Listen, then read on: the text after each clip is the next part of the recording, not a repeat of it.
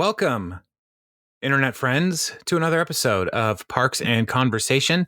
And this is a podcast where we just take some time to celebrate the glory that is Parks and Recreation. And we do that by watching an episode. And then me, Jason, and my friend Jeremy, we talk about things around the episode. And so that's basically what we're doing. So, like I said, my name is Jason, and I'm joined all the way across town by the power of the internet by Jeremy. Say hello, Jeremy. Hey, how's it going? It is going well. It is, it's nice to just be able to get back into a rhythm of recording podcasts with you.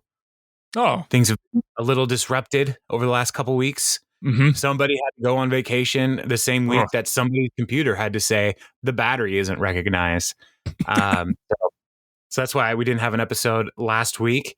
But we're back at it for at least this episode. So no promises for the future, because there are many things that go on in the world. And that's the best policy. Yeah. Like I'm not gonna, Jesus said, don't worry about tomorrow. Tomorrow has enough trouble of its own. Right.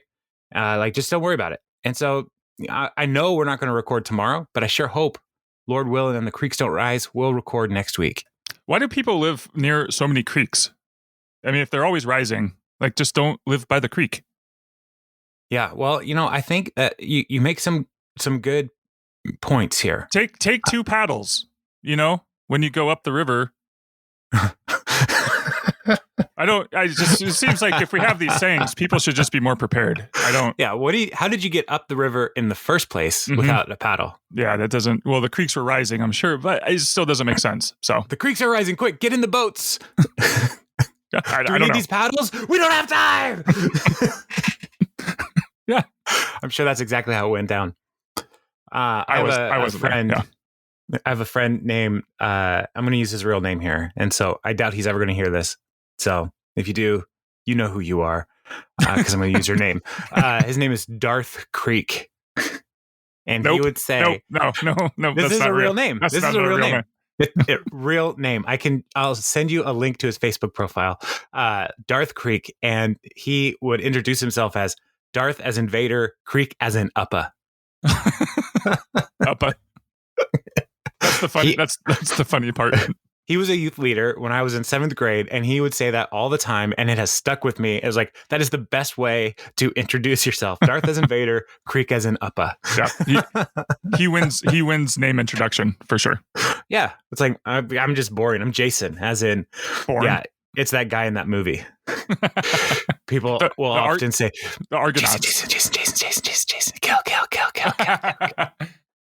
Yeah, or the Argonauts, or Jason Bourne. I wish I was more like Jason Bourne, but sadly, I am not. But you get Jeremy as a pretty common name. You get I get spoken class. Did you speak in class today?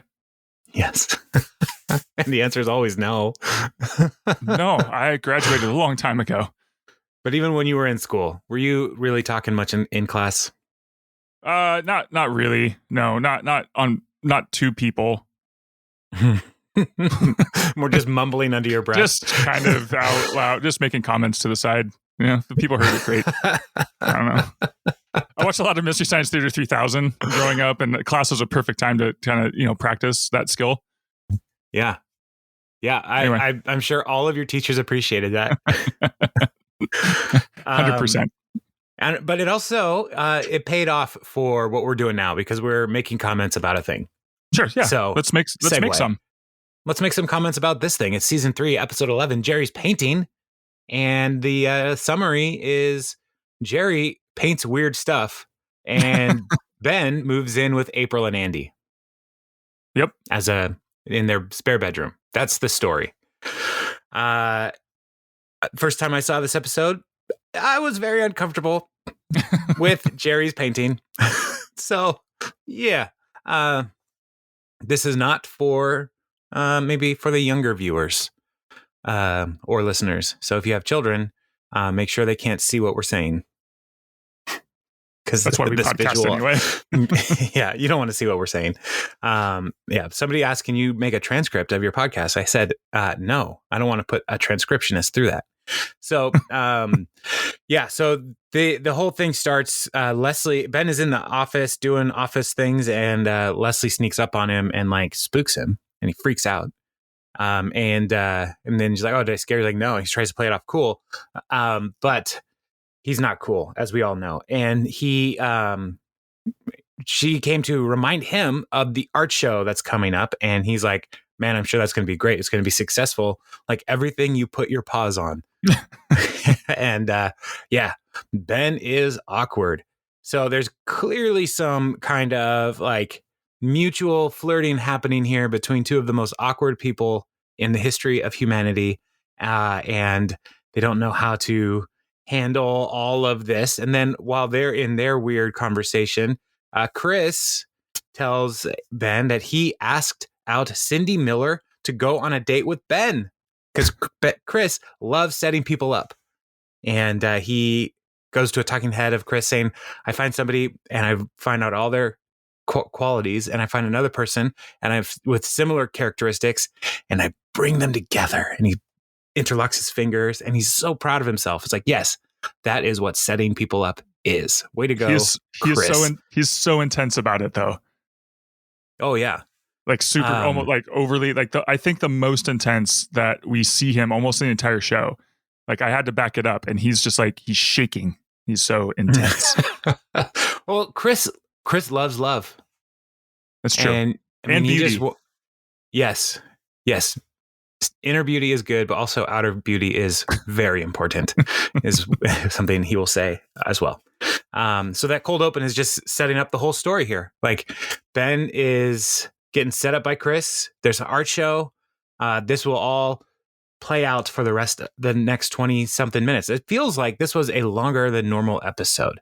It did when I was watching it, and I didn't actually pay attention to the time, but it was I don't know if it was a action-packed longer episode than normal. Let me see full technical specs here. 21 minutes. Well, then it was. I guess it was boring. Yeah, I actually kind of forgot about this one, and I know that probably makes me not the best Parks and Rec fan. I know a lot of people like this one. It's 8.7 on IMDb with almost 2,000 votes, but I don't know. There wasn't anything that really super stuck out except for the painting itself. And so when I saw it, I was like, oh yeah, I remember this one, but it wasn't. It's just not one of those iconic Parks and Rec ones for me for some reason. Though it does move some stuff forward with relationships and stuff, which I thought that was more important than the whole painting itself. So anyway, yeah, it's 21 minutes. It did seem like a really long one for some reason. So maybe it was just because I didn't care about the whole art painting thing. But I did like the rest of it. So I care about the people. There you go. Yeah. Yeah. The painting ultimately is just to interject tension into the episode, but it really is the tension that we care most about is about the relationship between Ben and Leslie, and now Ben and Andy and April because he lives there. Yes. And April and Andy's relationship, they have to become more grown up. Right. And so there's a lot of good stuff in this episode, but the MacGuffin of the painting is not really that big of a deal. Yeah. And even at the end, like we find out also that Jerry is just really good at painting. So and fast, like the fastest painter of all. So the cold open sets up that whole tension, and then it cuts back to the office after the credits, and Leslie is bummed about not being able to make out with the light bulb she wants to make out with, because her metaphor for her relationship with Ben is she's powerless and she doesn't have any. She's not able to like assert what she wants because Chris has this rule about no inter-office relationships, and so she's frustrated about this, and she looks up at the light bulb that is flickering. That will come back as a major part of this this episode. The light bulb is flickering, and she's like, I'm powerless like that light bulb who just doesn't have enough energy and can't make out with the light bulb she wants to. And so I feel like that is a great way that many people have felt over their life is just a fluorescent bulb that is just trying to illuminate, trying to bring some light into this world, but instead it's just causing seizures. I had a fluorescent light in my bathroom for a long time, and it started dying. I don't know if it wasn't I don't know if it was the bulb or the ballast or whatever, but it would start flickering, and then I would reach up and just kind of twist it so it'd stay on. Mhm. And I did that Yeah. for months just to keep it going. And finally, it was like, I can't do this anymore. And it just died. It's And time to that's just let it go. That's the end of that sad story about a fluorescent light. We had a fluorescent bulb in our old house over the kitchen sink. Yes. Yeah. That was a ring. And so Oh, wow. I didn't know, like it had a fixture. And so I took the fixture off because the bulb went out. I took the fixture off and it was just this fluorescent ring. And I was completely stumped. Like, I don't know what that is. Like, I've seen a lot of different light bulb configurations. I've never seen this before. And so I took it down and Kev was like, we just have to go to the hardware store and see if they have one. I was like, who's going to have this? This is a unique to this 1925 house. Like, no, but they stopped making these in 1927. Like, that's how long I thought it lasted. And I go to Lowe's and I'm like, do you guys have this? He's like, oh yeah, it's over on, like, he took me right to it. I was like, oh, I guess I'm not a precious snowflake. Oh, my lights are not special. I've never seen anything like that in any house, and I've never seen it since. Because now I look when I see a fluorescent bulb, I'm like, hey, is that a circle? Is that have you looked? Is that a circle in that? And usually people say, who are you? Please get out of my house. Stay out of my lights. Stay out of my lights. So now Leslie's expressing her frustration there. And then it cuts to Ben asking Tom if he knows anyone looking for a roommate. And Tom immediately starts asking, like, if this person is rich. Like, he's thinking, like, is it a woman? Like, Tom's like, she can live with me. How hot is she? How hot is she? Yes. And Ben is saying that cuts to a talking head, like, I've lived in the motel for 7 months and it has everything, including bed bugs. And so now he wants to get out of the hotel and find a real place, because he's putting down some roots in Pawnee. And so Tom is immediately disappointed, but then it cuts to, he's like, I think I know who can help. But he cuts to Andy and April. I love the segue though. He goes, I think I got an idea for a homeless man such as yourself. And it just cuts right to Andy. Yeah. So good. And Andy is like, oh yeah, absolutely. We definitely need help with the rent. Because Burley moved in with his rich girlfriend. Which, again, this is Burley's house. He moved out of his house to live with his girlfriend. And so I don't know if Burley owns the house or if he's renting it from somebody else, and Andy and April are just going to continue that. But regardless, Burley was there first. Andy and April are just now squatting essentially in the place. So Andy's like, yeah, absolutely. And April has a whole bunch of rules, like no electricity after 6 p.m. No television after breakfast. All kinds of just ridiculous rules. And Andy over and over is like, that's not true. That's not true. She's fun. She's joking. And yeah, so he moves in right away into their house, and so that's figured out. So he's going to move. Andy's like, can you move in tonight? Because the key to a good roommate is finding somebody who you can convince is not paying too much for their rent. Right. So found that with Ben. Right. Yeah. We found that with Ben.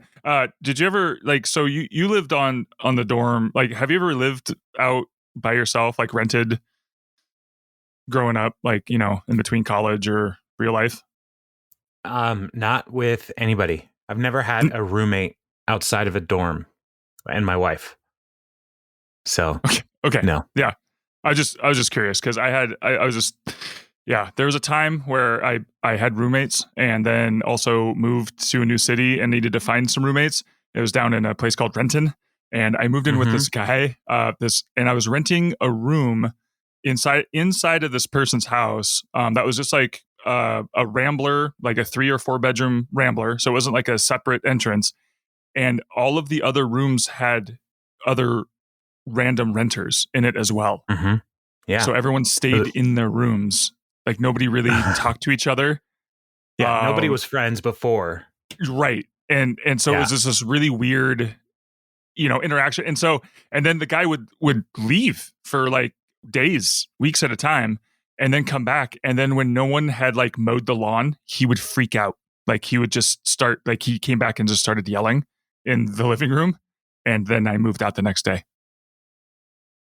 That sounds fun. I'm glad I'm glad you worked that out and didn't stay there forever. I'm just curious if anybody has any other like crazy roommate stories, like especially with people. Like it's one thing to move in. Like I've lived with friends like that I knew before, but that was the only time I've ever lived with like total strangers. Like you can just get murdered that way, I guess. I don't know. How things like that happen. How did you find this person? Was it with Craigslist or just like? No, it was. This is a long time ago. Hold on. It was in the paper. Yeah. Whoa. Oh yeah. The newspaper. That's definitely the serial killer's way to recruit. Wanted. Looking for unassuming. I mean, nice. Nice is less letters. That's going to cost me less, right? Yeah. Clean, orderly, quiet roommate. Must not be missed.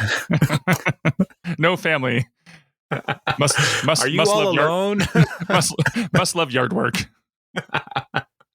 Yeah. Oh man, I couldn't imagine going through that. Like at one point, like we opened our doors and the guy across the hall like looked at me and I looked at him and we both like slowly went back into our rooms and closed the door. Anyway, it was just really surreal. Oh. Yeah, no, as an adult, like having a brother and sharing a room with my brother was enough. That was it. That cured you. Well, I moved out from my shared room one day and just took all my stuff downstairs. And like in the family room. I'm out. Nobody was using the family room like at all. And so I was like, I'm going to take this. Like at the time or just in general? Ever. Like it was basically just storage for my family. I had boxes of old photos and the Nordic track, which was also doubling as a hanger for clothes. Nobody was using it. And so I can't handle this roommate situation with my brother anymore. So I just moved all my stuff one day when my parents were at Costco. And by the time they came back, I had a new room. And they're well, I guess he's living there now. Yeah. They're like, what is this? They're like, I moved. So nothing we can do now. I mean, yeah, I didn't have a door to my room, and I didn't care. I took an old closet door and I just put it in front of what I called the portal into my room. I just put it over that, and now I have a door. So that was from like 9th grade through my sophomore year of college. Did you like end up repurposing the Nordic? Did it become your hanger? The Nordic track? No. And what was super annoying was that the ironing board was also in my room. So my mom would come in and iron clothes while I was still sleeping. But I was like, that's still better than having to share a room with my brother. So she turned the lights on. I'm like, I don't care. I'm just going to sleep through that. It's fine. You don't stink like my brother. So it's fine. On the other side, that was also where the fireplace was. So my room was also super warm in the winter, and I slept like a champ. So there you go. Yeah.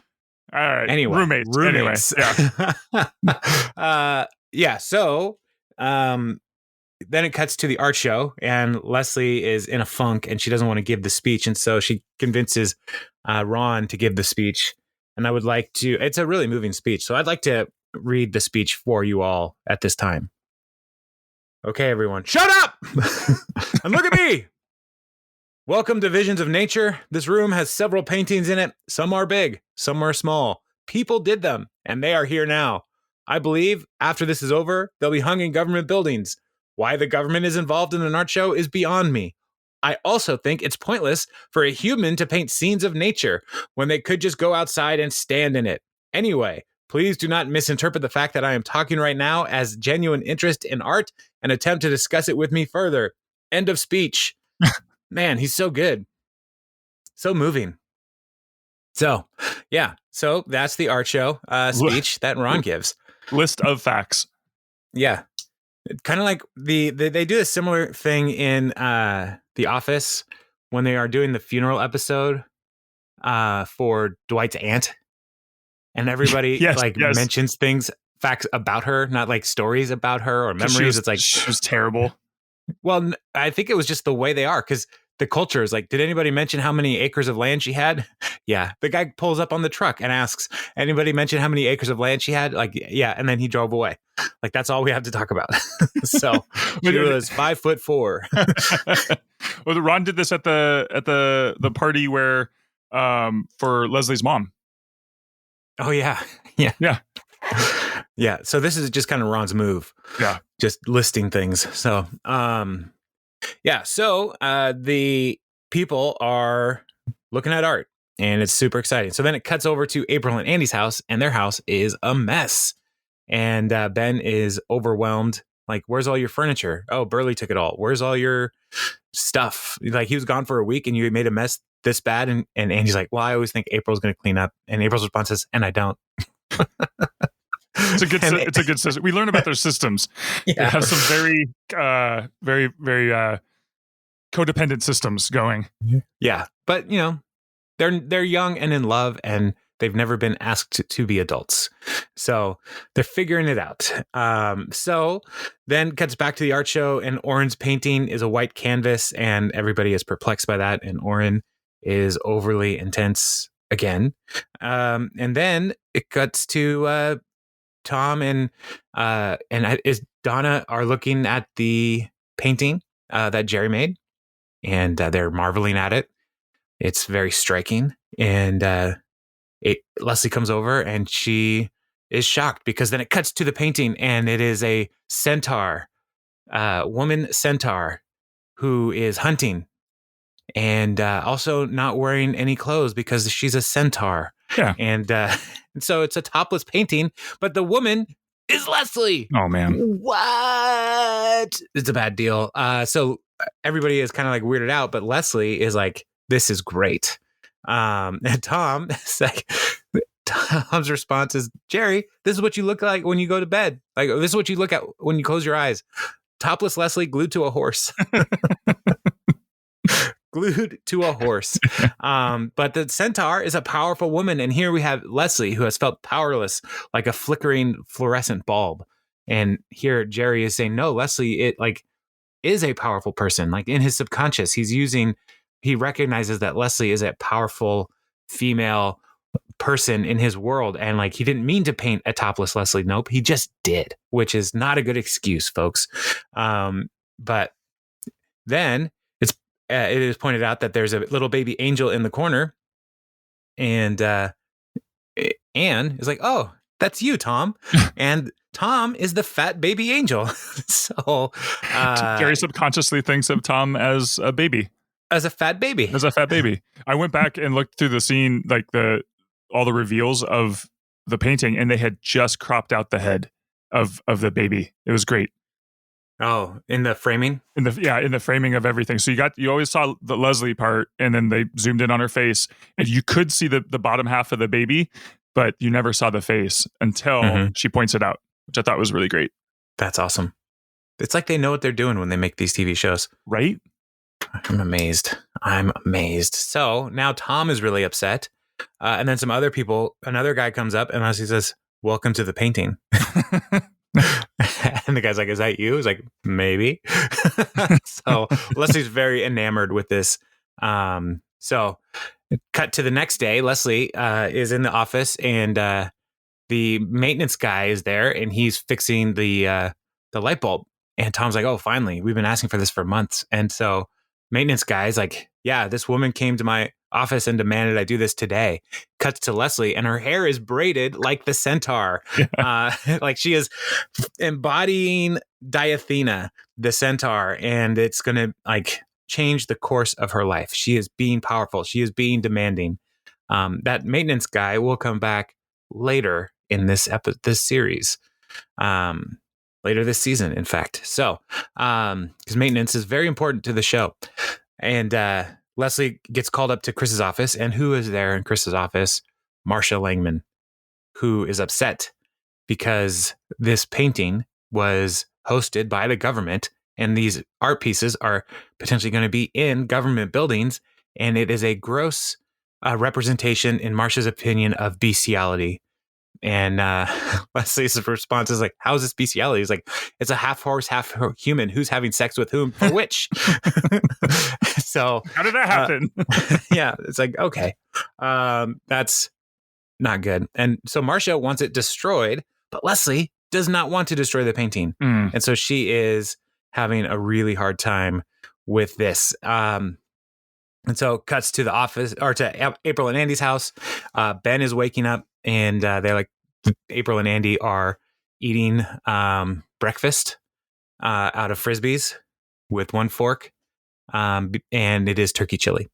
That is all revealed to us in a few moments. But they first ask, like, hey, roomie, how'd you sleep? And he's like, oh, fine. I there's no bed, so I'm going to go buy a bed. And then he realizes, like, are you guys eating out of Frisbees? And where's your silverware? Where's all your stuff? And they're like, Burley took it all. And April's response is like, do you have a problem eating turkey chili for breakfast? Like, it's Ben who's the weirdo. Right. So like, yeah, we don't have any dishes. I bet you feel like a jerk. And he's like, it's cute, right? And they're sharing one fork. Yeah. Because that's all that Burley left, I guess. And you just call fork. It's like fork. Yeah. So Ben now is going to teach April and Andy how to be adults. Yeah. But he even like, it's like, I can't do that. I can't live here. He tries to get out. They're like, nope. We spent your money. You're stuck. Right. We spent your money on an Xbox. And more Frisbees to eat out of. So, which, if you have to use a recreational device for flatware, a Frisbee is a great choice because it can be a plate or a bowl, right? Because it has the ridges. Yeah. So, and also an outdoor activity. Yeah. And they're probably dishwasher safe. Yeah, we'll have to look into that. I don't know. Yeah. It doesn't say it's not. I'm assuming it doesn't say it's not. Right. If it doesn't say don't put this in the dishwasher or the microwave, or this is dry clean only, then you can do whatever you want with those things. Exactly. So Ben is working on... I shrunk my Frisbee. This is a dry clean only Frisbee. So Ben is going to try to help them be adults. And so some of the things that he's going to talk with them about is it looks at their sink, and they have a frying pan, and it's like, were you guys frying marbles? And Andy's response is, yeah, we were trying to see if the fire alarm works. It doesn't.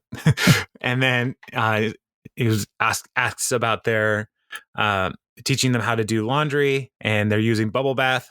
And he's like, you can't use bubble bath. It's like, well, Andy's response is, well, they both make bubbles. So, and he's like, okay. And then he's like, all right, you guys need to pay your bills. Where are the bills? And Andy gives April all of the magazines and that kind of stuff. And then he puts the bills in a pile or a stack. Trying to sound fancy. Right. And then he puts them in the freezer. And Ben's like, why? So I don't lose them. And so it cuts to Ben holding all the frozen bills. He's like, you have to pay these. And Ben's like, well, good thing I didn't lose them. The system works. Yeah. So he's like, all right, I'm going to teach you how to balance a checkbook. And they're both like dumbfounded. It's like, cut to the bank. I'm going to teach you how to open a bank account.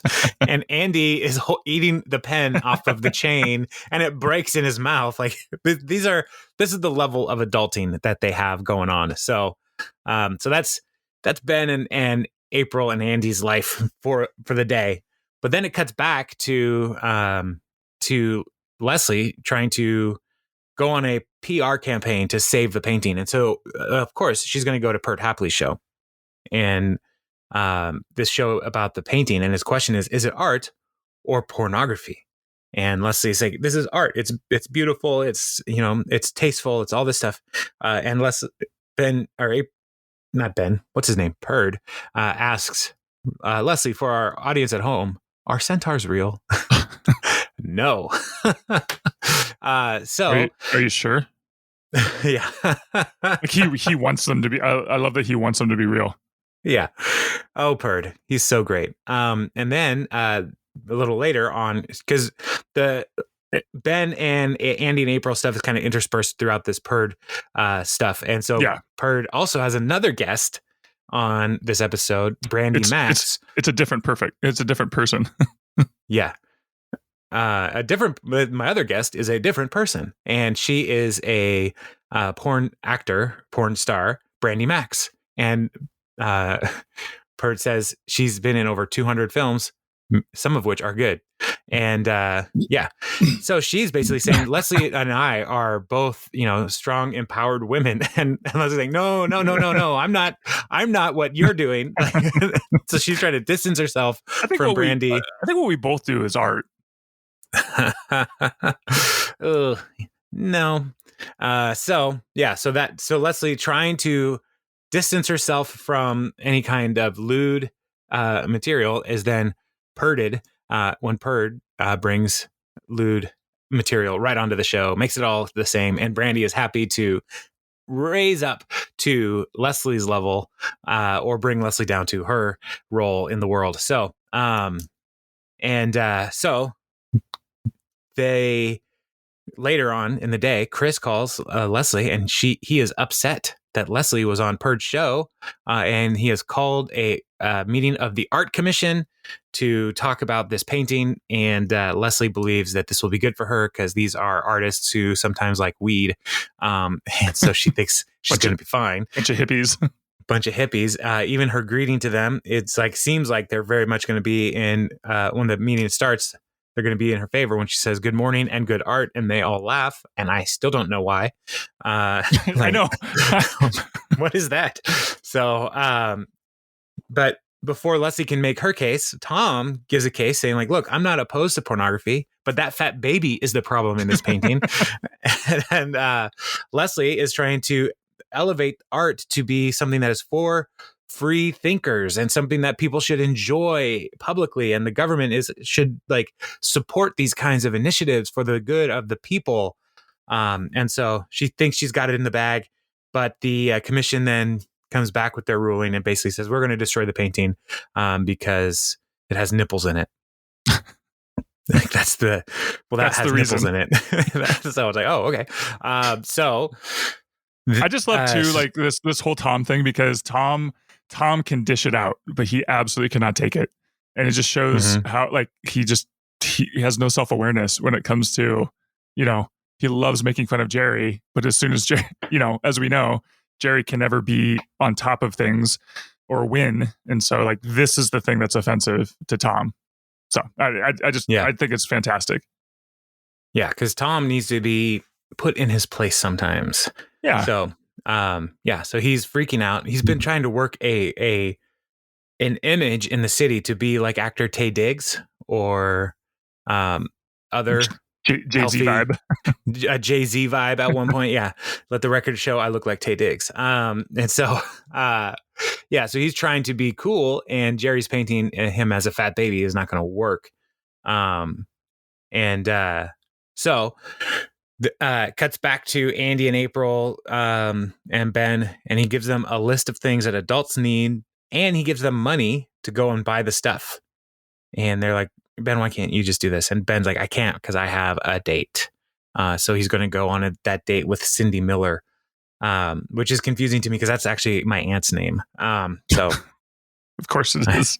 I'm not lying. Like that's my aunt's name. No, after Darth Creek, I how could I doubt you about any name? You know what? I might not remember your name like in a moment of like, oh, I haven't seen you in a long time, but I will always remember a name. Like there's names are in my brain. I was like, that is a unique name.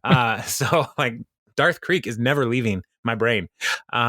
So Marcia is talking to Leslie, and she's like, let's destroy the painting. Can you help me like get it in my car so I can burn it?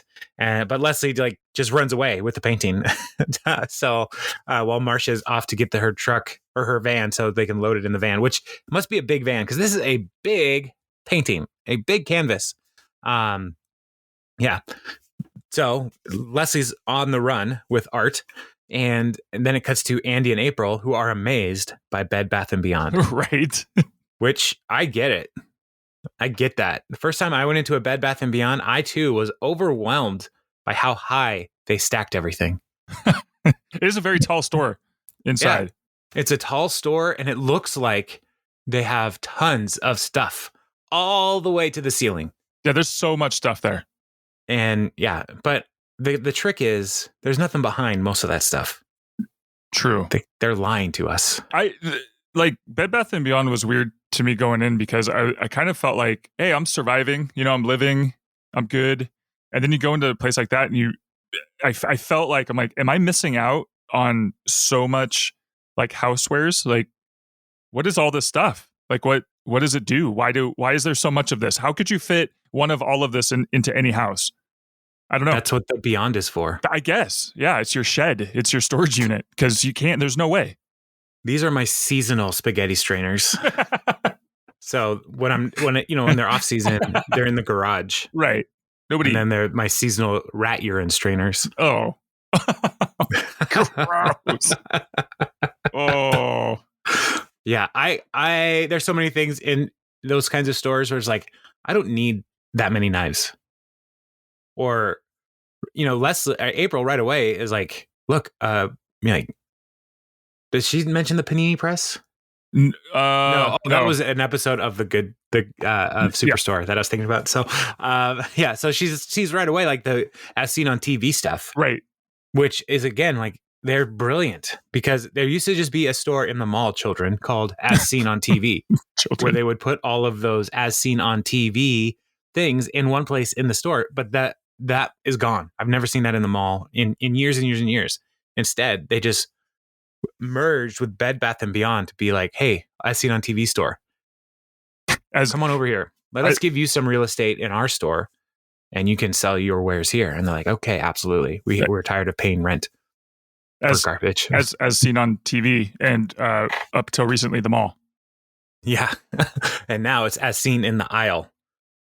Because it's always in the middle of the aisle at Bed Bath & Beyond, which I hate. But it's crowded enough in there. And then they go and put like displays in the middle of the aisle. Yeah. And yeah, it really bothers me. Sometimes the display of just pillows in the middle of the aisle, it's like, why are we even displaying pillows? We know how these work. In case people like crash into them. They're like those barriers on the freeway that explode if you bash them into your cart. Yes, exactly like that. The barriers that, the coolest part of Inception is when they crash into those and they're slow mode and yeah. Yeah. That's not the coolest part of Inception. No, not at all. The thing that disappointed me about Bed Bath & Beyond was I never got to meet Christopher Walken. What? What are you talking about? Click? Tell me more. Did you never this. see Click? Oh, I did. Is he in that movie? Yeah, he's the crazy Bed Bath & Beyond guy who gives him the remote control. He's the Beyond. Oh, anyway. Interesting. Yeah. Interesting. So Tell me more about that. Oh, we have so much more to get through. But I do like Christopher Walken. All right. Christopher Walken impression. Go. Do it. Is the emphasis on the It's awful. on the Foo or the fighters? The Foo Fighters. Foo Fighters. Oh, it's definitely fighters. Foo Fighters. That's my favorite Christopher Walken situation. Oh, Christopher Walken. I was listening to a different podcast with Christopher Lloyd from Back to the Future. And he's in a movie with Bob Odenkirk called Nobody. Yes. And I very much want to see Nobody. I'm excited for that. Because it's like John Wick, but Bob Odenkirk. It's like falling down in John Wick. Yes. And so it looks awesome. And so dumb. My expectations for like the actual quality of that movie are at like a -2. Uh-huh. So if it can break into 0, like it's a major win. Yeah. So it'll be great. But Christopher Lloyd was talking about how him and Christopher Walken used to work together all the time in New York and theater and like all that stuff. And I was like, oh my word. Yeah. This world is so small. Like these guys knew each other. And like they are two of the most like iconic people, weird you talkers. know who they are. Yeah, the weird talkers. Great Scott! You like just know like right away, like, oh, that's Christopher Lloyd. And so yeah, I was like, and they knew each other. It's so great. So anyway, so they're getting everything, but like Andy at the store, they're trying to get the list, but then and they see the Bed Bath or the everything on TV stuff, and Andy's like, listen, April, get everything, all of it. And like she's holding stuff up, and like she holds something up, and he's like, yeah, I've seen that on TV. Yeah. And like so they're filling the cart. He's just I think at that point he was convincing himself, like, a magic bullet. It's like, yeah, I've seen that. Right. Yeah. Like we need to have this. It's definitely something that need to have. And it's not their money. And so Leslie then is, as she's on the run, she comes to Andy's house and knocks on the door, and Ben answers, and she's like, what are you doing here? She's like, well, I live here now. And so he's like, what do you have? And he's like, oh, it's a painting that they want to destroy, but I need to hide it. And so I was going to hide it here because Andy and April would hide it. It's like, oh, okay. So, so she sets it on the wall, and away. So like, it's not just exposed to the world. And she's like, it's a painting of me actually as a centaur. It's topless. And he's like, oh, wow. And like, even not looking at the back of the painting, Ben, it like looks up like, like he doesn't want to be like inappropriate or leery in any way. And so then she gets a call from Chris, and Chris is very mad. He calls her madam on the phone. Yeah. And like, while she's in the other room on the phone, and the camera just stays on Ben, and he's like trying to look at the painting in a like sly way. I love how he squints, like he sees something on the wall that needs to be picked at. Right. Yeah. Yeah. This is some like next level acting from Adam Scott right now. Yeah. Like it's so perfect, the way he is handling the awkwardness of the situation. And so so that whole thing's panning out, and then Andy gets back to Bed Bath & Beyond, and Andy convinces April that they actually need to get all the adult boring stuff. But he says, if you think for 1 minute that I'm not going to buy this marshmallow shooter so that I can shoot you in the face when you're sleeping, then you're the dumbest person I've ever met. So and she's like, you're going to make me cry, which I truly believe like that's their connection. I love that scene, because this is like their relationship down to, this is why they work together so well. Mm-hmm. Like at a core level. So it was great. Yeah. She wasn't being sarcastic. No. Yeah, because she thinks adults are boring, and she does not want to be boring. And Andy is just a giant child, but he also is like, he has a level of responsibility and loyalty that like will help him to do the right thing in the situations. Like, no, we were told to do this. Right. So we need to do this. But he's still like, we're still going to have fun, and we're still going to be weird Andy and April. Right. And so cut back to the house, and Leslie's just really annoyed by all of the rules, and Andy and April come over, and Leslie's there, and Ben's there, and there's this giant painting, and they look at the paint. Andy and April both look at the painting. They're like, wow, Leslie, you're looking good. And so and Leslie leaves, and Ben asks April how they did, and Andy just shoots him with a bunch of marshmallows. It's like, does this answer your question? He just like shoots him with marshmallows, and Ben's response is no. So the next day, Jerry is in the office, and he's surprised that Leslie is willing to just turn over the painting. Mm-hmm. And he's like, that's something like I would do. And he's like, but I have an idea.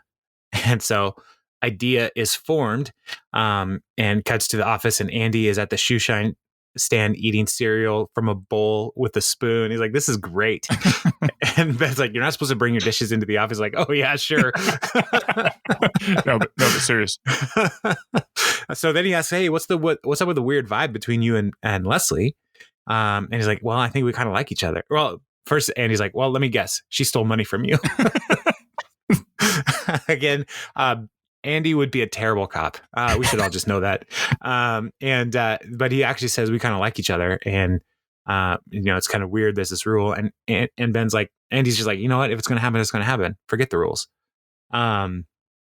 So cuts to the meeting with Marcia and Chris and Jerry and Leslie, and Jerry made a second painting, and this time Tom is the centaur. And Tom loves it. He's Mm-hmm. like, this is the best painting ever made, because he's just like ripped, and like everything that Tom was hoping for is happening. And so, so this painting is going ahead and moving forward. But what I don't get is that it still had nipples. Yeah. Well, I don't think the nipple is the problem. But that's what they said. I know, but art commissions, they're really flaky. So right, everybody knows it.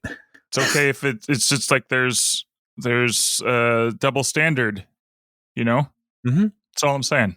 Yeah, it is okay if there's a double standard. They for you. It's fine. Yeah, it's fine for you, not for me. Yeah. That's how they work. Yeah, I mean you live in a rubber nipple capital of Indiana. Yeah, they should just be used to it by now. I don't understand. You know what? If Jerry had just painted on rubber nipples, it could have been this painting brought to you by Kernstens. Yeah. But it is amazing how quickly, like, this all happened in a day. Right. Like, Jerry made this whole painting in a day. So that's pretty impressive. And I love when they, sorry, I don't know if I'm skipping ahead, but I love when they reveal it to Marcia, and the actress, Darlene, her reaction is just like, yes, you got me this time. And like, she doesn't say anything. It's just her face is so priceless. It's like, foiled. Yes, this is the thing that will defeat me. And then she just walks off. Yeah. I love that. It's so great. So they also reveal that Jerry did not paint over the centaur. What? Leslie. There's a double. Sometimes there are tricksters, and Leslie is keeping that painting apparently. And where she's going to put it, I don't know. I don't think we ever see it again. No, we don't. And also, we never see the Tom Centaur painting in City Hall or any other government. Like, also, this is a terrible painting to put in a government installation anyway. Right. Like, it doesn't make any sense why it would be in any facility. Like, government paintings should just simply be like the park bench guy that Mark, his only good contribution to this whole show is the park bench guy feeding pigeons. Like, that's the only thing that should really be in a government building. It lacks 100% genocide. I mean, it doesn't really fit in with the rest of the theme. There's no bestiality. There's no genocide. There's no overt racism. Like, just guy on a park bench, no point of view whatsoever. And Mark was right about that. So, wow, that's a big day for you. I mean, I'm gonna have to take a shower later, but sure. Just feel bad, feel dirty after saying that. Man, Mark, I gotta think about how khaki pants. I hate them. So Chris and Leslie and Ben meet and talk, like they're resolving the issue, and Chris is like, I'm gonna keep trying to set Ben up. So that's going on, but we know Ben and Leslie, they are made for each other. Their shared awkwardness, their passion for public service, all of these things, like, they are made for each other. So I like how Chris is like, why didn't it work? And he's like, not my type. It's like, well, why? Historically, you've been, always attracted to tall brunettes. And he's like, well, not exclusively. I just like that because historically it's exclusively. Historically exclusively. Just because Ben is like, he's like, oh wow, this is different, and this is why it's working. So right. Yeah. So, so we're, they're doing a good job keeping the story moving with Ben and Leslie. The whole will they, won't they situation. Spoiler alert, will. But then it cuts to a credit scene, and Leslie is talking on the phone with Jerry's wife, Gail, saying, like, there's nothing happening between me and Jerry. There's not, you don't have anything to worry about. And then cuts to Tom talking to Gail. Like, there's nothing happening with me and Jerry. You have nothing to worry about. So he only has eyes for you and pound cake. Oh, Tom, he can't even help himself. He's just so mean to Jerry. But yeah, Jerry's painting. I think I'm going to title this one, "Don't Take This to Mean I Am Interested in Art." So just heads up. That was one of my favorite things too. Like when Leslie was describing the art, and she's like, art can be magnificent. And it's like, yeah, that's the whole, it's like Indiana. It's the whole Pawnee ideology of like, just well, I should say ideology. It's just the fact that they have no concept of like art and things like that, and it's like they're just discovering it. Even Leslie. So I like that. Yeah. So good all around episode. Jerry's Painting, and like you said earlier, it's rated at a 8.7 on IMDb, and there's a review here from Bren Bella, which I have seen all of. I've it's the link is purple, so apparently I've read Bren Bella's reviews before, as this person has made some stuff about this series. So they did not include Hale Zorp in their review, so they clearly do not listen to this show. So, and also this is posted 3 years ago, so the show did not exist. But we also know that Bren Bella is now not a time traveler. That's good. Oh, yeah. That'd be crazy. Hey, listener, speaking of time travel, Aubrey Plaza is in a movie called Safety Not Guaranteed. Have you seen this, Jeremy? I have. Oh, such a good movie. Yeah. I would recommend it. If, it is. I have to look up. I want to make sure I have the title correct. No, I also get confused with Batteries Not Included. Very different. No, that's the title. Yeah, Safety Not Guaranteed. And it's set in Ocean Shores or the coast of Washington, but there's a scene of the Sharkey store. So it's like, this is Ocean Shores. Uh-huh. And man, it's such a good movie. So if you like Aubrey Plaza and her work here in Parks and Rec, Safety Not Guaranteed is a great addition to watch. So throw that on your streaming service somehow. Yeah. And Mark Duplass is awesome in it. Jake Johnson from New Girl and other things. Marilyn Rice Cub. She's Bridget. Jeff Garlin is Mr. Britt. I'm just trying to say it's a good movie too. Lynn Shelton is in it. Oh yeah. She plays uptight mom. So I think there's a bowling alley. I mean, it's got everything. Kristen Bell is in this. She plays Belinda. Wow, I forgot that she was in this. Yeah, great movie. Great movie. Did we have a forum to get to? Yeah, we could do a town forum. Quickly? Yeah, let me find where that email machine is at. Zip zop zorp. It's I have to open up the Gmail. Gmail. It's happening. Don't worry. It's taking its time. Oh, cool. New updates from Pandora. While you do that, I have something. Okay. Oh no, because I'll start with old news. Yes. Old business. Old business. We recently went down to over to the ocean for a couple days, and while we were there, we went into a store called the Dollar General, and it's a new I'm familiar dollar store place. That is, I was walking around. I'm like, this is so bizarre. This place, and because I couldn't quite figure out what it was trying to be, and then I realized it's food and stuff. It's the closest I've ever been to a real food and stuff. And so I was walking around. I was like, okay, I got to find. Do they have? Yes, they had ground beef in like the tubes. The big sausage tube things, and they had patties. They didn't have any like open bulk containers of beef. Bulk containers of beef or anything like that. There was no crows, but I mean, you could get shower curtains, you could get toys, you could get food. I mean, it was food and stuff. So if you have a Dollar General, you will be very whelmed by it, but check it out. It is the closest I've ever been to a real food and stuff. They had, check it out. Right. This was at Ocean Shores? This was at Ocean Shores, right as you kind of come around the corner. It was the newer building there. The newer old-looking building. The newer old-looking building. Yeah, I saw a dollar when I was there this summer. I saw the Dollar General was there. I was like, oh, hey, look, new company in town. So good job, Ocean Shores. Really blowing up. So that's some of the old business. Is there a motion to accept the old business? Motion accepted. All in favor say aye. So moved. All right, here's some new business from, it's a kind of old business. This is from listener Christy. Her subject line is, why does anyone eat anything other than breakfast food? And the answer is because people are idiots, Ron. Or idiots, Leslie. One of them. I think it's idiots, Ron.